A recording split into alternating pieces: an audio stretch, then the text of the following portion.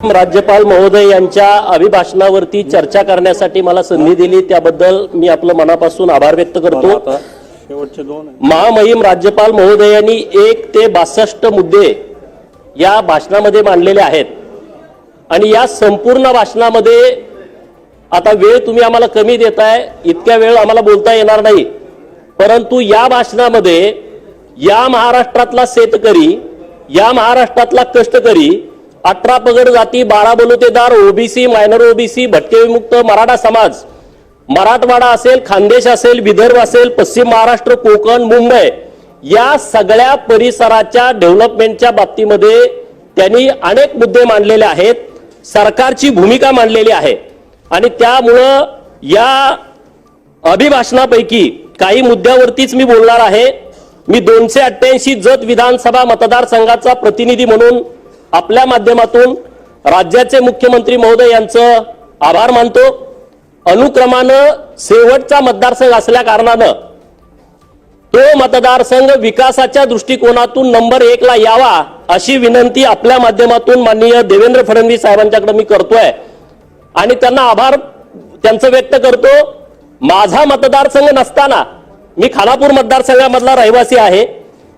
जत विधानसभा मतदारसंघामध्ये माझं मतदान यादीमध्ये नाव नाही, माझं घर नाही, माझे पाहुणे नाहीत, तिथं मला उमेदवारी दिली आणि भारतीय जनता पार्टी सारखा या देशातला सगळ्यात मोठा पक्ष या पक्षाच्या प्रचाराचा शुभारंभ जत विधानसभा मतदारसंघातून केला, त्याबद्दल मी पार्टीचं माननीय देवाभाऊंचं मनापासून आभार व्यक्त करतो आणि त्यांनी शब्द दिला की हा 288 विधानसभा क्रमांक हा इतर लोकांच्यासाठी असेल पण माझ्यासाठी हा नंबर 1 चा मतदारसंघ आहे आणि या वाक्यावरती मी किमान 40,000 मताच्या फरकानं विधानसभेमध्ये आलेलो आहे।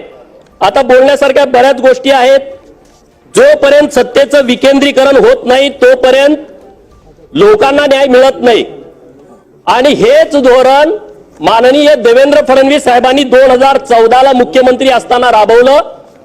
सत्तेचं विकेंद्रीकरण करणं, संस्थांचं विकेंद्रीकरण करणं या गोष्टीकडे त्यांनी खूप मोठ्या प्रमाणात लक्ष दिलं आणि त्यांनी पहिल्यांदा ओबीसीचं मंत्रालय स्थापन केलं। अनेक गोष्टी आहेत बोलण्यासारख्या, परंतु त्यातल्या ज्या महत्त्वाच्या गोष्टी आहेत की ती माझ्यासारख्या कार्यकर्त्याला अत्यंत महत्त्वाच्या वाटतात आणि ज्यामुळे सामाजिक परिवर्तन झालंय, गावगाड्याच्या सामान्य मुलांच्या जीवनामध्ये मोठा बदल झालाय, त्या गोष्टी आपल्या माध्यमातून मी मानतोय। राज्यपाल महोदयांनी त्यांच्या भाषणामध्ये त्याचा उल्लेख केलाय। पहिल्यांदा त्यांनी या महाराष्ट्रातल्या गरीब मराठा समाजाच्या मुलांच्यासाठी सारथी नावाची संस्था स्थापन केली, तेव्हा काही लोकांनी टीका पण केली होती। या सारथी संस्थेच्या माध्यमातून महाराष्ट्रातल्या गरीब मराठा समाजातील हजारो मुलं क्लास 1 अधिकारी झालेले आहेत। त्याच्यानंतर महाज्योती संस्था स्थापन केली, या महाराष्ट्रातल्या 346 जातींचा समावेश असणाऱ्या ओबीसी समाजासाठी महात्मा ज्योतिबा फुले संशोधन आणि प्रशिक्षण संस्था सरकारने स्थापन केल्यामुळे आज गावगाड्यातल्या हजारो पोरांना, कोण तहसीलदार झालं, कोण प्रांत झालं, कोण कलेक्टर झालं, कोण पीएसआय झालं, कोण डीवायएसपी झालं, कोण एसपी झालं किंवा अन्य वेगवेगळ्या फॅकल्टीमध्ये ती मुलं गेली आणि त्याबद्दल महाराष्ट्रातली अनेक मुलं सरकारचा आभार व्यक्त करतायत।